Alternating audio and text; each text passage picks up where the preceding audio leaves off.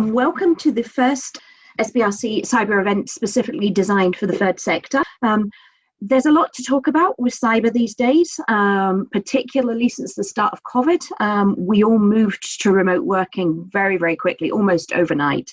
And with that, there comes a number of security and cyber related issues, which have brought their own challenges. In addition to that, as ever, cyber criminals have adapted their activities to have a more cyber COVID focus. And they have taken advantage of the situation to do everything from Zoom bombing to increased phishing attacks, spoofed text messages, and fake websites, dodgy emails, that sort of thing. Action Fraud, from the 29th of May, have reported over £4.6 million has been lost to COVID scams, and 23% of consumers in the UK have been impacted by one of these nasty behaviours. Today, we've got a really, really great panel of experts that are going to talk to us about their experiences, give us a little bit of advice as to what we should be looking out for and what we should be doing to protect ourselves. I'm going to introduce you to Lee Cramp. He's the Head of Information Security at the British Red Cross. He's going to talk a little bit about what they've gone through since the kick-off to remote working. Robbie Ross, the Cybercrime Safety Prevention and Resilience Liaison Officer from Police Scotland, is here. And Kirsty Steele, who's the Workplace Learning Coordinator at the Cyber Resilience Unit at Scottish Government, will also be here to take your questions. Because it's a Friday, we want this to be a really informal session. We've got no slides planned unless nobody wants to talk to us, and then we'll bombard you with PowerPoint. So we want to get a lot of questions from you. We want to find out what's really important to you. You've got some really great people here to ask and their knowledge, pick their brains. So please use the chat facility, the Q&A facility, to interact with us, and we will make sure that your questions are answered. To start the session, Lee is going to kick off with some of the observations and the things that he's found since the British Red Cross went to the remote working situation virtually overnight. He's going to look at some of the technical aspects of it, but he's also going to concentrate on some of the human aspects, because this has impacted us all in a very big way, both technically and emotionally. From there, we'll go to questions. We've had a couple of sent in advance, which we will address, but we're really keen to get more from you. We want to know what you want answered, whether it's video conferencing security to what does a phishing email look like. So bang them into the Q&A bit, and we can take it from there. The chat is available for informal, chat. We'll also share any of the links that we signpost to resources in that part too. It's your session. I can't stress enough that we want this to be informal. We want you guys to make the most of it. You've got some good people to ask some good questions too. So stick your hands up wherever you can, and let's make this really, really interactive. I'm going to shut up now, thank God, and I'm going to ask all of our panelists to introduce themselves, starting with Lee. Hello everyone, Lee Cramp, Head of Information Security for the British Red Cross. Hi everyone, my name is Robbie Ross. I'm the Cybercrime Protect Officer with Police Scotland. So I've got sort of a twofold role. One of mine is about raising awareness within businesses specifically around the threat from cybercrime, getting them to take it seriously, get it on their radar. And the other aspect is trying to improve and increase the amount of intelligence that comes in. So one of the things that you'll hear me talk about probably several times today is about reporting to Police Scotland. So that's my sort of areas that I concentrate on. Kirsty. Thanks, Robbie. I'm Kirsty. I work in the Cyber Resilience Unit in the Scottish Government. So we're committed to making Scotland's people, organisations improve their cyber resilience. So it basically means we help them use technology securely, and we teach them how to prevent and respond to cybercrime. We launched a strategy in 2015 called Safe, Secure and Prosperous. And throughout that strategy, we've got multiple action plans to try and improve Scotland's cyber resilience. This is in line with the digital and economic strategies, and it's also closely aligned to the UK government's National Cybersecurity Strategy. So we work quite closely in partnership with a lot of organisations, including Police Scotland and the National Cybersecurity Centre as well. And then thank you, Kirsty. Is that you? Super. Lee, I'm now going to ask you to chip in and tell us a little bit about your experience from a third sector perspective of when it all went boom sometime back in March, and everything changed overnight. Can I hand over to you? You can. Thank you. Hello everyone, hope we're all right. Hope we're sitting down, we've got our coffee, we've got our popcorn. For a change today, I'll stand up just for a change. Look, I've even put pants on today. God knows what's going to happen when I go back to the office. I think I've sat in shorts and t-shirt for the last 3 months now. So we'll see what goes on. What am I going to talk about? So I'm going to probably do about 10-15 minutes maybe. As Alison said, I'm going to look at technical challenges we faced as the British Red Cross, and then more focus on the personal challenges that some of us have faced. Just mentioned there, like I say, I'm not having a shave for 3 months. Yeah, this is 3 months. I'm still trying to grow more, but it's not always happening. So one thing we've heard a lot about with COVID, and I always like when I speak and when I talk at things, I always try and think, what would I want to get from it? And I hope people try and get something from this today. And we keep hearing that we're all in this together. Whereas quite often, I find, especially in the security sector, when you're dealing with security, quite often I feel very alone. And like I'm really the only one who's struggling with these problems. So I think what I want to try and do is just go through some of the challenges that I've faced as head of security. And then hopefully that does then make you feel like you're not alone and that we are in this together, because hopefully you'll be able to breathe a sigh and go, I too have been in that situation and it pained me as well. So yeah, so hopefully that's what you'll get from it. And it's really more about my personal experiences of going through this as an organisation, working for a big organisation. So let's have a quick look at the technical challenges. As Alison said there, everybody was hit with the pandemic back in February, late February, early March. And we suddenly, as an organisation, we have roughly 5,000 staff and anything up to 30,000 volunteers. We suddenly had to go from around about, we had about 100 to maybe 200 people working remotely at that point. In various guises, and we suddenly had to rank that up to 5,000 people overnight, near enough, to working remote.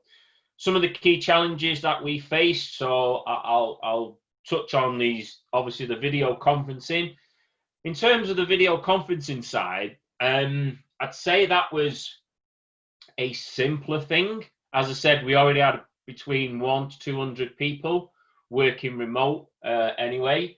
So we were quite far ahead. We have an enterprise agreement with Zoom, so we do use Zoom. We also have an enterprise agreement with Microsoft, so we have Teams. So we were quite embedded in already using that type of technology. All our offices have a number of Zoom rooms set up, so it's already facilitated, and we've been using that just before this started. So the video conferencing weren't as big a challenge. Some of the other things that was challenging, though, again, and I'll leak into the personal side, but was more about actually getting people the equipment to work from home. So not everybody nowadays has laptops. There's a lot of people who don't. Most people just have mobile devices. A lot of the applications that we use weren't mobile friendly. So we were faced with a challenge, and again, because all our offices were shut, and we closed all our offices down, we needed to get just short of 200 laptops out to staff all across the country. So we were faced with a huge challenge of how do we get the laptops imaged, bought, was one of the challenges we had to do, because obviously there was the shortage of laptops as well. So we got a kind of mix of laptops that have gone out. We were in a waiting queue, almost like the plane. We were taxiing, waiting for all these computers to come in so we could get them out to people so they could actually work from home. We then had to figure out a way of getting them imaged and then sent to somebody to get them imaged, and then sent to people's home as well. So they were getting sent to the home. And then when they were switching them on at home, making sure that everything worked, that was a logistical challenge, and I think that took us a good 6 weeks just to get 200 laptops out. So that was quite a challenge. And again, in the meantime, you've got staff there who are not able to work fully because we can't get the equipment out to them. Linked to that, mobile phones. Again, a lot of staff, a lot of people might only have landlines. There's cost implications for people using their own telephones and stuff at home. So we had to figure out a way, again, working with our suppliers, on how to get mobile devices out to people. And I think we managed to get 100 mobile phones out to people. Again, similar sort of process as what we were talking about with the laptops. And then one of the other big challenges was our call centres. Again, our call centres for HR, obviously we've got lots of people ringing up with regards to issues with COVID. And then you've got our general call centre for the likes of what we do as an organisation. And then we've also got our fundraising call centres as well. So we've got these three big elements that are usually office-based and are now not. And we didn't have, at the time, again, we didn't have that facility available.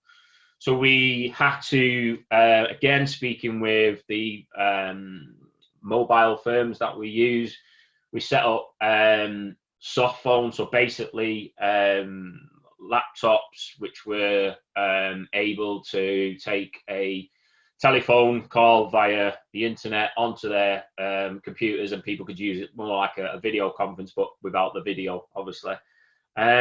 But again, that then required secure connections, which included VPNs, which meant we didn't have enough VPN licenses. So we then had to go out and get more licenses so that people could do it. We then have to do, embroiled within all of that, then once you do get things like the video conferencing in place, the laptops in place, your mobiles, the soft phones so that people can come in, there's then a huge element of training and getting people comfortable with that side of it. So with all that said, I think what I will then do is I'll now start slipping into the personal side of it, which is, like I say, there was training. There's people there who've never worked from home before. I'm fortunate, misfortunate, whichever way you want to look at it. I've been working from home for probably the last 3 years, or working remote for the last 3 years. I think there's times when I've not been in the office for maybe 3 to 6 months at a time because of traveling or whatever. So again, that poses a huge amount of challenges. If you're about to give somebody not only a new piece of technology, as in a new laptop that they've never used before, plus here's a new piece of technology, a soft phone, this is how you need to connect, and this is how you need to speak to people, or if someone rings, this is how the laptop will work in those situations. So we've done a huge amount of work around the training side of it. From the security side, one of the things that myself and my team did is we created a little video, a little cartoon, which basically just said, how are you going to work safely from home? And just before we released that, we spoke to people about what their fears were about working from home, and tried to get some ideas about how people were worried about working from home, what sort of concerns they had.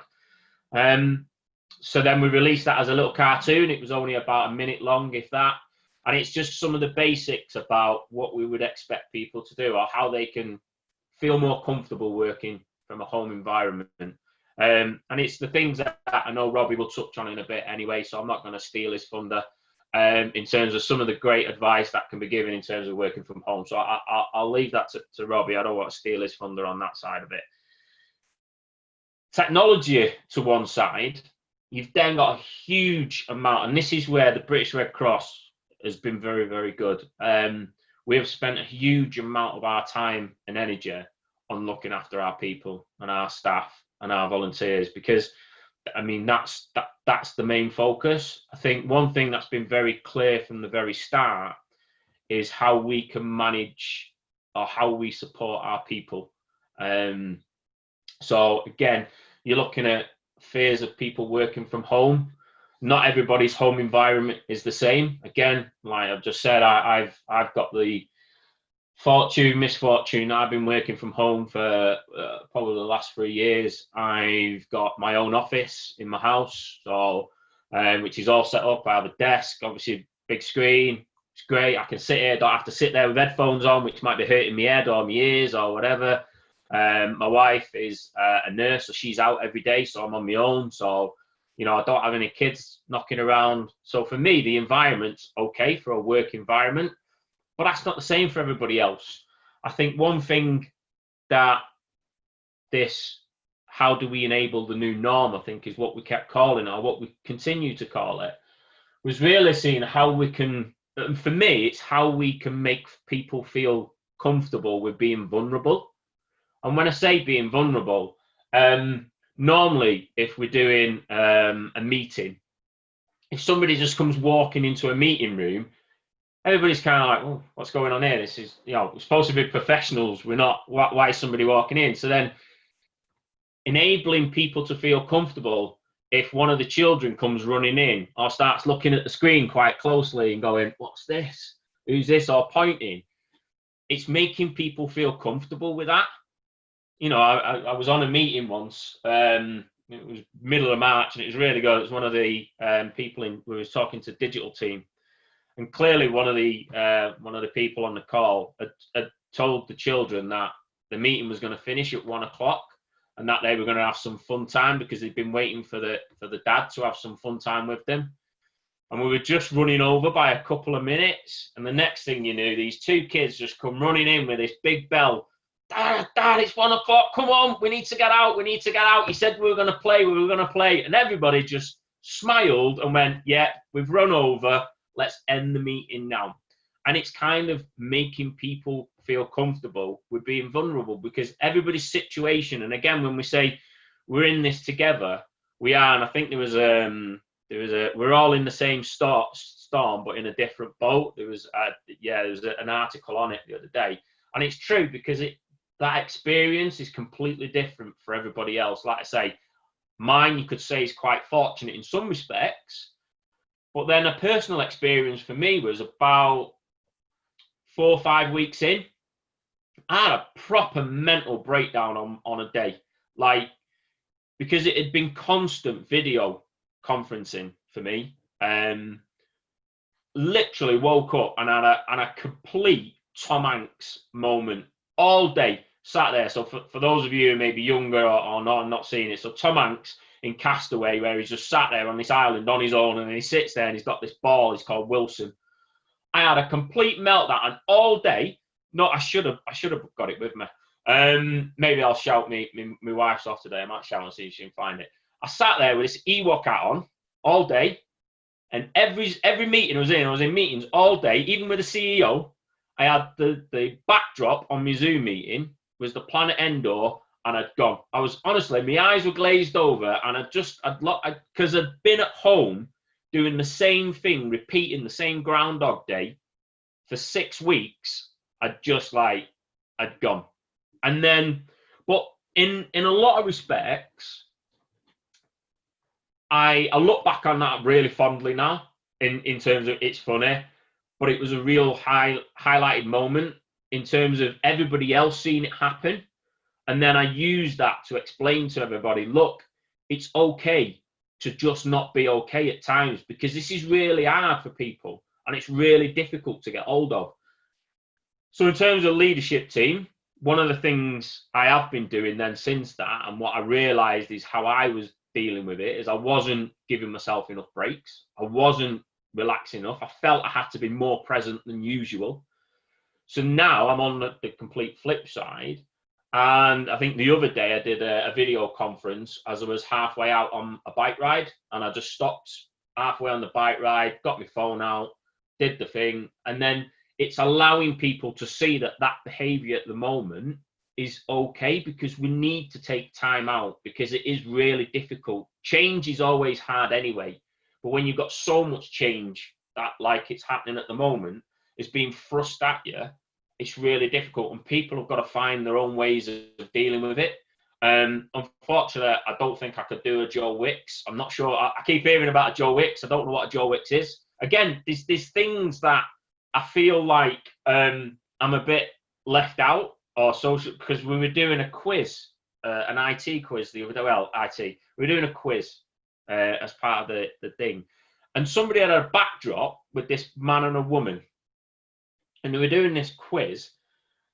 And he was sat in the middle. And all his quiz, this quiz, was all stuff that had been going on through COVID, which I knew nothing about. Things like a Tiger King. And I'm like, I have no idea what a Tiger King is, right? Or what the Tiger King is or anything. So all these people are saying these things. And I literally was the only one. I turned up, I put my hand up and I went, I have no idea what any of these things are, so I can't answer any of the questions. They're all like, well, have you not seen this on social media? Have you not seen that? And I'm like, no, I have seen nothing. So their experience, again, is completely different to ours. And I think one of the other things that we've focused on a lot in terms of that being vulnerable, allowing people to do it, again, is we've not focused on productivity. And I don't say that in a bad way, as in like, just allowing people just to laze around and not do anything. It's more, instead of having your usual, where I would normally have my usual catch up with the team and say, okay, what's our priorities this week? What we're doing? Now, the weekly, well, we catch up 3 times a week now as a team. Sometimes we will talk business and we'll say, okay, where are we at with X, Y, or Z? Do we need any support or anything? Some days, we'll just have half an hour where we just chew the fat. And we'll just say, how you doing? How you feeling today? Is there anything that you need support with? Is there anything there? So it's not always focused on what it is. And again, it's a big change, because if you've had your plans, your high-level plans, where we're going this year, what things are we going to be doing? And if you've got a lot of staff who are very focused and need that structure, and suddenly you go in, well, we're not quite sure we can do that anymore, and you've just dropped all that structure away from them, then again, how are they going to deal with it as individuals? And it's kind of finding that mix and that balance. So that's kind of what I've been dealing with. I think that felt like a bit of a thanks for listening. I'll pay my fees for you listening to me. That's cool. But I think moving forward, some of the things that we've been looking at now is obviously transitioning back into the workplace, and how we're going to transition back into the workplace. And I know I was having a conversation the other day, yesterday with the team, with regards to, there's the big thing now that everybody's saying video conferencing's worked. It's been really, really good. Everybody's been really has taken to it, and it has, and it's been great.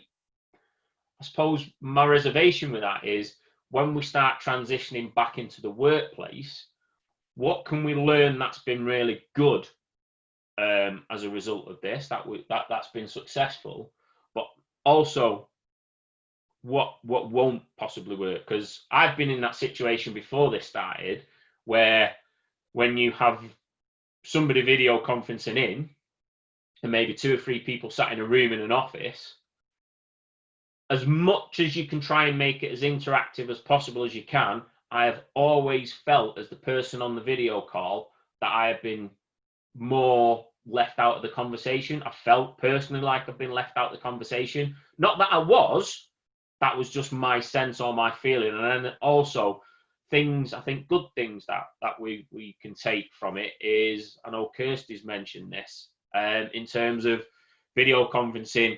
When we used to be in the office, you have a speaker in the middle of the room, and then you just hear lots of background noise and it's going on. And again, if you're the person not in that room, that's really, I find that's really hard. And I have to listen so hard to try and get what people are saying.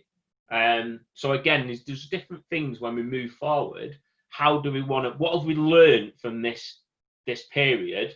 What can we take from it that can help us in the future? Again, if we look at some of the tech challenges, we've already now looking at our contracts about how we can do almost zero touch deployment of laptops and mobile phones to get rid of that sort of process in the future.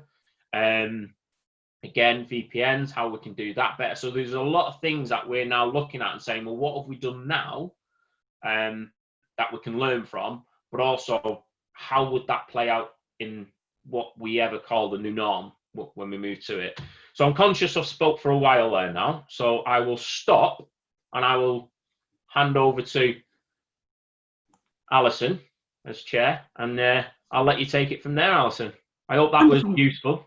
That was beautiful. That was beautiful. That was very, very, very candid, actually. And yeah, hats off to you. I appreciate your honesty, and I think probably everybody watching this will really, really value what you said, particularly the human aspect. So I think you did a cracking job, Lee. Thank you very, very much.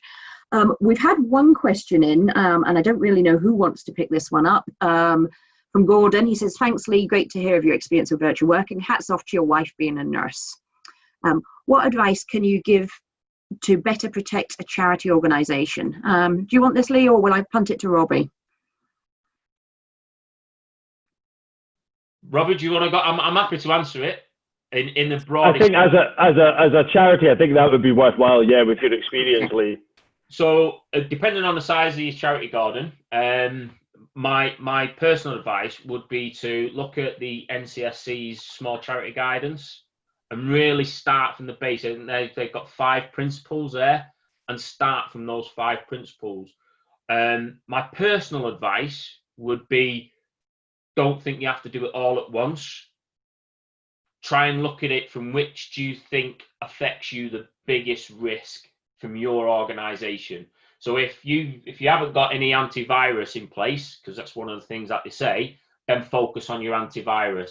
I think sometimes what we do, and again from the charity point of view and from a security point of view, we get thrown all this information, ISO, PCI, DSS, payment card industry, NIST, whatever it might be, national infrastructure, if you're part of the critical national infrastructure. And then all of a sudden, you're just like, I don't know where to start because it's too much. Look at your organisation, look at the 5 bits, so start with the NCSC's guidance and the 5 elements of it. Which one of those do you think your organisation's at its biggest risk from? And again, it will depend. If you think we're all in the same storm, just a different boat, you just need to think about which bit of it is that you think are you more at risk to, and then focus on that one first, because you can't do it all at once and you won't have enough time, money or resource to do it all at once. So just focus on that one and be comfortable that you've got that, but accept that there is still going to be risks with the others. And that's the key thing. I think, again, what I always say to the board and my trustees when I'm speaking to them is, I always say, my job when I'm here, my job is not to stop anything. I can't stop it, right? Inherent, so when you talk about your video conferencing tools or anything, inherent, everything is vulnerable at some degree. It's just to what level. So my job as head of security is to minimize the impact on the organization for any event that happens. That's what my job is. So how can I minimize that? It's not to stop it, because I won't ever stop it. And if I give them that expectation, then I'll fail straight away. So for me, it's the expectation is when something happens, how can I mitigate, or how best can I mitigate it? And it's the same with that. So if you look at it in that context, what's the biggest risk to your organization and how could you mitigate against it? Yeah. I hope that answers the question. Can I just sort of add into that? Absolutely right. I think the charities, they're like any other business. Identifying what is the most important part to your charity. What is the bit that brings money in? What is the bit that keeps you as a charity running? And that's the bit you need to start with protecting. But it's remembering, as Lee has said, there's basics there that can be done. Cybersecurity, so often we talk about it as a techie subject, as a geeky subject, and we really need to dispel this myth. And one of my absolute passions is telling that everybody has this role to play within cybersecurity. Every single person. When you sit down at your laptop, you are a cybersecurity officer. You are there helping protect your organization. So how are you doing that? What are the basics you need to get right? Do you back up your data? How do you back it up? Do you have an off-site backup? Is it in the cloud? What about your antivirus? How do you update the software? The number of attacks that we'll hear, particularly with malicious software, ransomware, things like this, that could have been prevented if people had actually just been updating the software. But all of a sudden, one of the risks and the problems that we've got is there's Lee talking about those hundreds of laptops that are now disappearing off. And we're no different in the police as to how we did that. And all of a sudden as well, are we being protected in the same way? Is our data still being backed up? Is our antivirus still updating? Is our software still getting its updates? Because I'm no longer taking my laptop and connecting it, hardwiring it, if you like, back into my network. I have not been in the office now for 11 or 12 weeks. So staff need to be aware that those things might need to be taken care of. How will they be taken care of? And I just want to say a really key important thing in all this is making staff are aware that accidents can happen. Things do happen. And we have to say to everybody that works in our organizations and our charities, it's okay. If it happens, just tell us that it's happened and we'll fix it. And if we have a culture in our organizations of fear that I'm the one that's let this in, I'm the one that's now hurt my charity, for want of a better phrase, then you'll try and cover it up and it'll get worse. So we need to be able to, turn around in the Red Cross, for example, to Lee and say, Lee, I think I've just clicked on something and I've got a really bad feeling something terrible has happened. Can you help me? And I have absolutely no doubt that Lee's response to that will be, absolutely, thank you very much. Let's have a look and we'll crack on with it. It's not, right, you go, leave your laptop, don't touch anything, we'll speak to you in due course and start proceedings against you. So that's something that's really important for every organization to be aware of. That's brilliant. Thanks, Robbie. That's probably quite a good time to pick up on what we're seeing by way of phishing attacks. Kirsty, do you want to scare everybody senseless with all the bad stuff that's happening and what we can do to keep an eye out for them? The scaring job of you do. all the bad things that are. That's because you're scary. Yeah. So obviously, there's always been attacks and different things that have been happening, and probably we've seen more of an impact recently because more of us now are using our technology in more ways than we have done before, because we're relying on it a lot more heavily to do our essential everyday tasks of buying your shopping for your food online. So with that increase of use of technology, there's obviously been an increase in cyber criminals in the way that they're trying to target everybody. So we have seen an impact with phishing attacks that has been taking place. And that's when somebody pretends to be from an organization or a person or a company that and they try and trick you into doing something malicious. So that might be clicking on a link that might download software onto your computer that will take over it, or they'll try and take you to a website where they'll try and steal your information, like your login details and your card information. So there has been a lot of activity going on where they are trying to pretend to be, at the moment, people like trying to access PPE equipment, because that's a key subject right now. So we have seen attempts of them pretending to be organisations that are going to deliver that equipment to you. We've seen people pretending to be charities themselves, which is obviously not a good thing for yourselves, because you're the one that wants that sort of that support, and there's criminals out there using that technique to try and trick people into giving money to them instead, posing to be that charity organisation. And there's a variety of other ones that we constantly see, from pretending to be government departments, saying that you've been in close contact with somebody who has symptoms, for example. But I want to kind of say that the key thing here is, to be aware that these things are happening. It's nothing new, and there's actually really easy things that you can do to protect against it.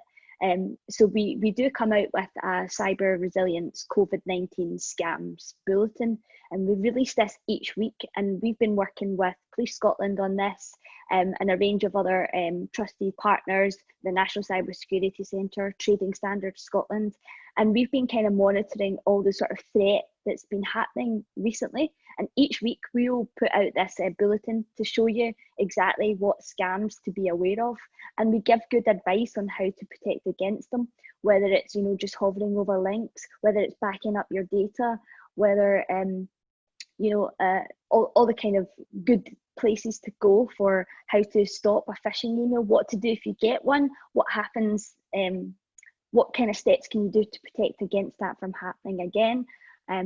So there are useful tips, advice out there. The main sort of source for any kind of guidance is the National Cybersecurity Centre website. They are the UK government's authoritative source for all things cybersecurity. So they are part of GCHQ. So the infographics and the guidance that they come out with takes a lot of research behind to produce this. And they're really simple steps that people can do. Choosing good passwords, updating your software are key things that if everybody kind of done those steps, we would be ahead of the game. And we've seen, lots of flack about video conferencing software being targets, and especially because we've been using it more often. And one of the key things there is always to make sure that your software or your system that you're using is up to date.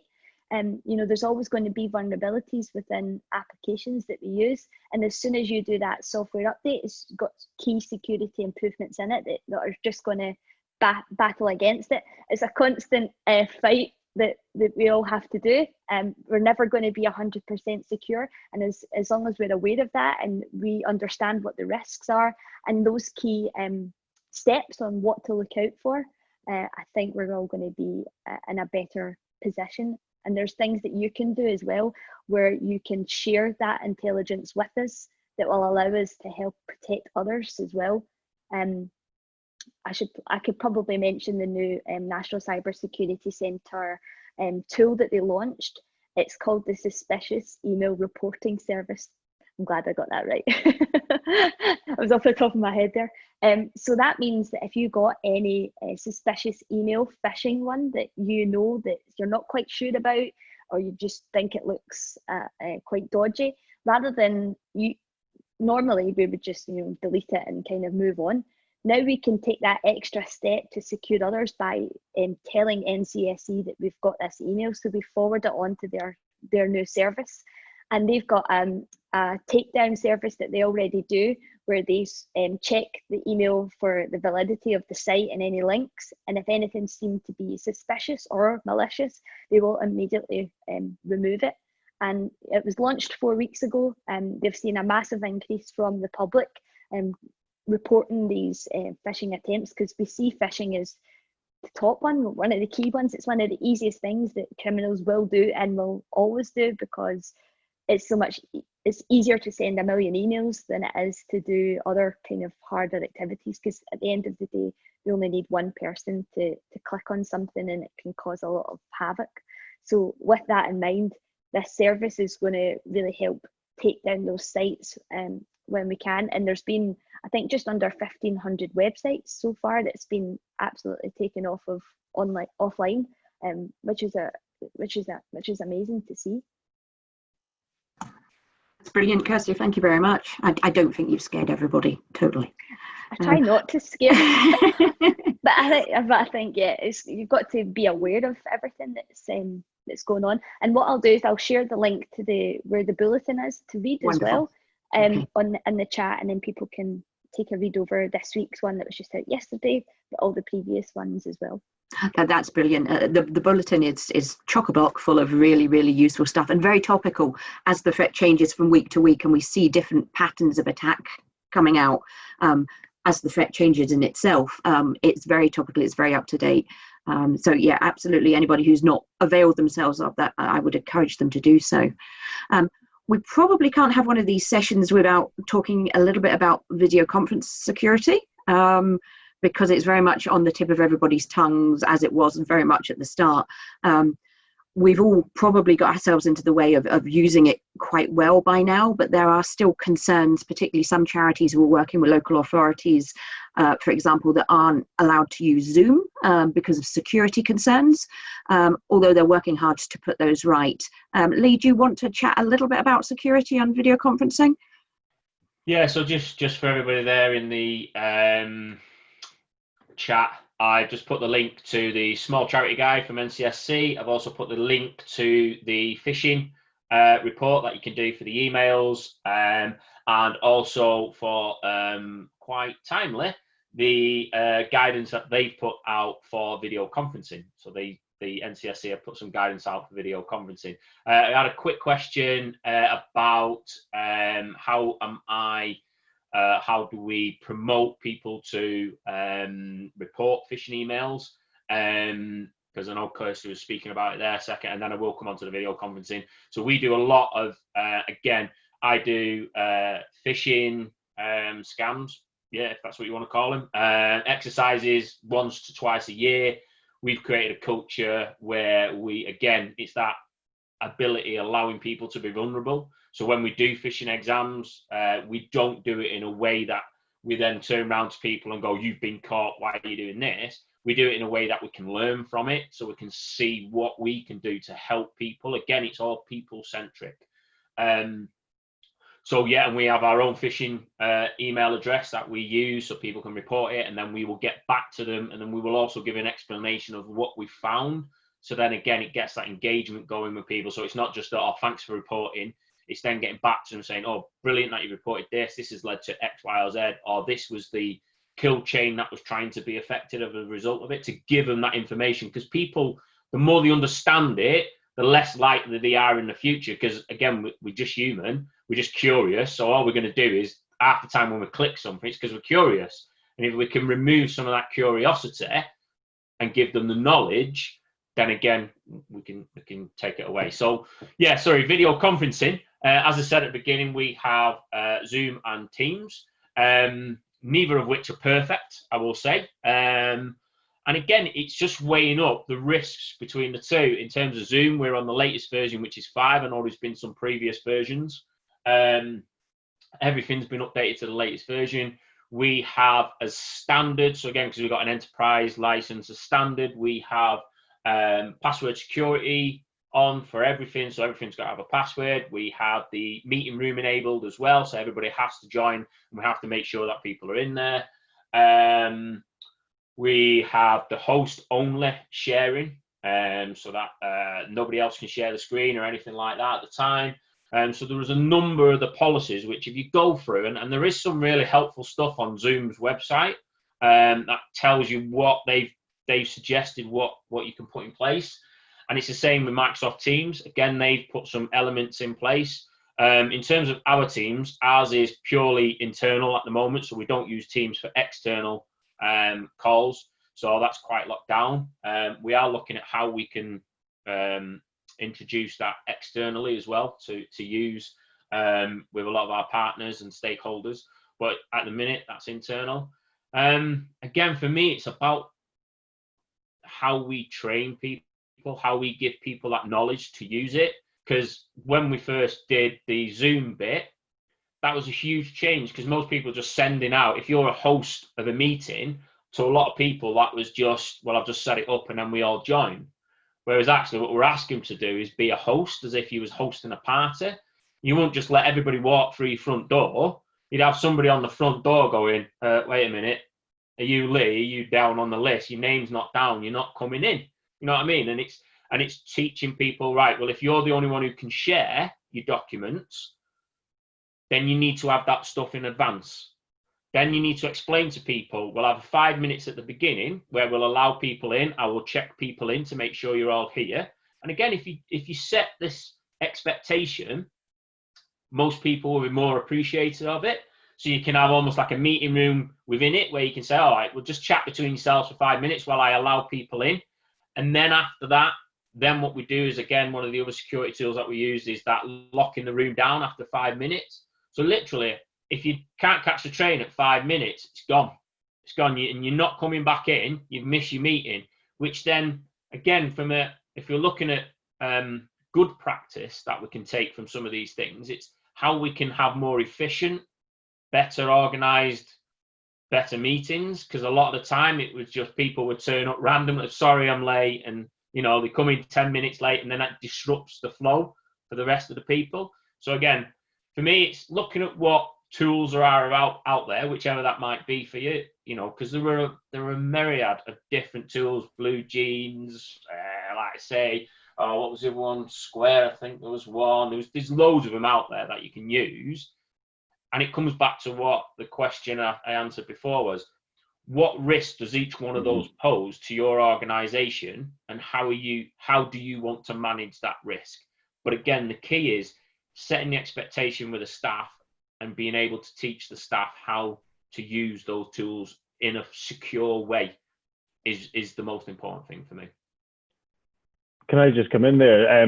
That's really important. I think the how-to guides are really important. The Scottish Business Resilience Centre, SBRC, they brought out an excellent guide for using Zoom, which I would highly recommend is worth tracking down. And as you can imagine, a lot of people often come to ourselves and the police, or just to experts, and they say, what should I use? A lot of people really would like people of authority or people who work in a position of authority to say, you should use this, you shouldn't use this. But you have to do your own due diligence. There are certain things, even as cybersecurity experts, that we cannot tell you you should or should not do. You have to do your own due diligence and find out whether it works or not. But if you choose one, it's having those how-to guides. And Lee spoke about this right at the beginning, about how-to guides. Find, if somebody hasn't made one, if there isn't one available to you, then go and make one to tell your staff this is how you use it. And that's not just about, for example, when it comes to how to use Zoom. We're talking, for example, about phishing today, and some of the risks that are posed to charities and to businesses. For example, there is an organisation, you'll have all heard of the City of London Police, and they have a group called Cyber Griffin. Now, the Cyber Griffin group down there, they are actually producing very short, 2-minute long little videos, very simple and straightforward to understand, on the main types of attack that we're seeing in the cyber world.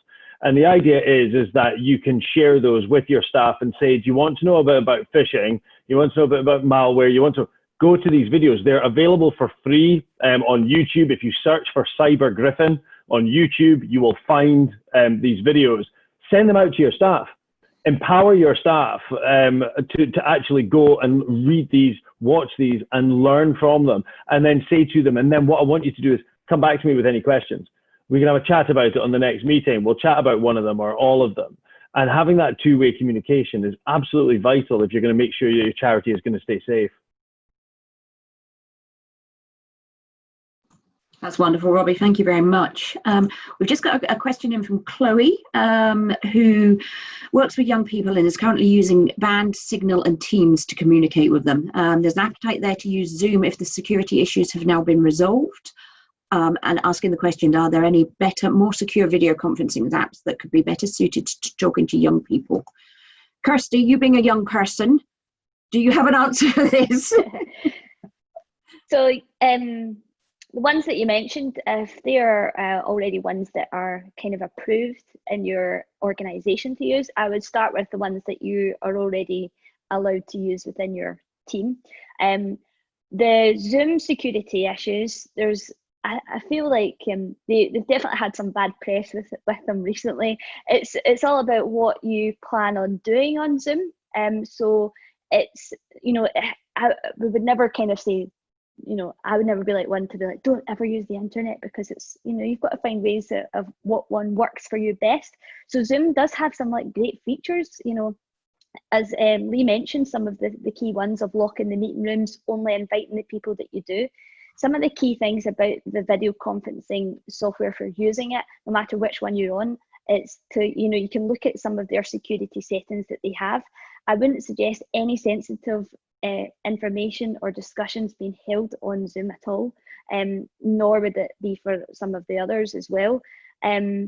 Their security issues, that's where the updates come in. The updates will help protect against those. So Zoom at the very start of this, COVID, weren't quite up to standard, and especially for a lot of cybersecurity experts, they were absolutely putting it in the cupboard and saying do not touch it.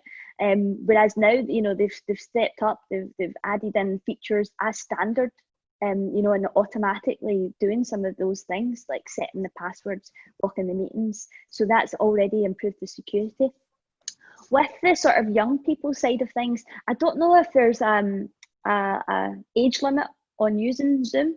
I haven't looked at that personally, but might be one to look into for on their website. They do have a section in it. I also believe there is another company, and I'm not sure if it's the child. Robbie might be able to help me with this if it's COP, but they've got some video conferencing security guidance for those that are hosting conference facilities for young people. There's ones, I'm sure probably Education Scotland have got some. Young Scott may have as well. Yeah, Young Scott probably are another good example that they're likely to have ones and can help you recommend which ones to use depending on what age group your young people are as well. Because obviously there's sort of security and data privacy issues within that. So if I can find any within the session, I'll drop it in. But if you've got questions more specifically on that, you can email into SBRC and they will, pass it to the relevant people within our team here, and we can certainly help you and respond to that if you're looking for more specific guidance on, speaking to young people. Wonderful, Kirsty, thank you. I'm very aware of the time. We've got 5 more minutes before we close up. Panelists, do you want to give everybody a nugget of wisdom, something to think about for the new normal, or something that will encourage them to have a good weekend and sleep tightly? Lee? For me, so I did manage to get it. So just so you know, I wasn't lying. I will. It's okay. It's okay to be vulnerable. It really is. Sometimes being at home on your own, or being in these new situations, it's really difficult, and it can be really, really hard. So just if there's somebody out there you can speak to, for me, it's about building your own village. And I'm using that obviously because I'm an Ewok and I'm in a village now. So build your own village and your own contacts. There are people out there. Do not think that you're on your own. If the things that you think you're struggling with, ask. You will be surprised at how many people will be really willing to help you and willing to give you advice on it. So yeah, look after yourselves and look after your staff. Everything else will just fall into place after that. That would be my tidbit. There you go. That's wonderful. Thank you. Wise advice from an Ewok. Robbie, anything from you? Although you possibly can't beat that one. I'm not going to be able to beat that, I'm afraid. Follow the advice that you find on the NCSC website. The charities information on there is absolutely superb.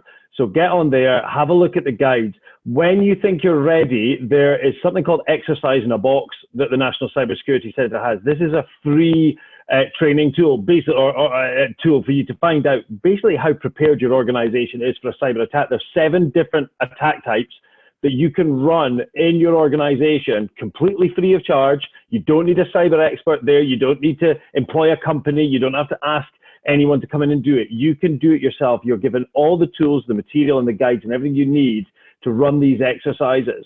So have a look at NCSC, do a search for Exercise in a Box on NCSC. And once you've done that, have a plan. Have a plan for what you're going to do. You will all have plans in your buildings if there is a fire, if there is a flood, if electricity goes out. But some of the biggest companies in the world, such as Maersk, for example, did not have a plan as to what they would do if they lost all of their IT. And the cost to them went into hundreds of millions of dollars. So have a plan in place, test that plan. And if, God forbid, anything was to happen, if the worst was to happen and you are attacked, please remember to report it to Police Scotland on 101 and let us come and help you and make sure you're getting the help and advice that you need. Brilliant, Robbie, that's great, thank you. It's always good to stress the reporting side of things. Cybercrime is woefully underreported, and we're really keen that everybody, should they be attacked, please make sure that does get reported. It's a really, really helpful intelligence for everybody. Kirsty, one from you? Yeah, I would probably obviously echo what both Lee and Robbie were saying there, but I just want to emphasise that there is a network of support there for you to get in touch with. There is useful guidance and advice out there, both on National Cybersecurity Centre, Police Scotland, and obviously gov.scot as well. But there's useful webinars and sessions that people are running, just like this one today. So SBRC have done a variety of webinars, some focused on more business resilience side of things, and some on cybersecurity specifically. There was one a couple of weeks ago that were aimed at care homes, for example. So if you're speaking to elderly family there, so there's a real range. And obviously SCVO as well, they've got a ton of support there that I'm sure Alison can cover off in more detail. Again, they're again hosting sessions. You know, we're all out there trying to support each other throughout this, and we would absolutely want to get that feedback from you on how we can best help you get through this, and what we can all pull together. Thank you. Kirsty's right. SCVO have a huge amount of COVID-related resources. We are the resilience hub for the third sector. So there's a huge raft of information, again, curated well from trusted sources and regularly updated about remote working, about cybersecurity, even just about intelligence of what charities are finding the impacts of COVID is having upon them. A report out this week, which is scary but very, very interesting reading for us to do planning for the future. My role is Cyber Resilience Coordinator. I'm very keen to work with any third sector organisation to improve their cyber resilience, be it training, being it chatting to people and giving them some helping hand. So please do reach out to me at any time if there's anything I can do for you. I hope you've enjoyed the session. I've really enjoyed the session. I really appreciate all of the panelists, but specifically Lee for such an honest talk about how all of us are probably feeling, but just are not vulnerable enough to mention him in passing and in public. So I hope you've enjoyed it. Not often you share a session with an EWOC, and that was stunning. Please do reach out to any of us if there's any further information that you need. And thank you for watching. Have a great Friday and a brilliant weekend. Thank you, Thanks, everyone. everyone. Bye. Bye. Take care. Bye. Look after yourselves.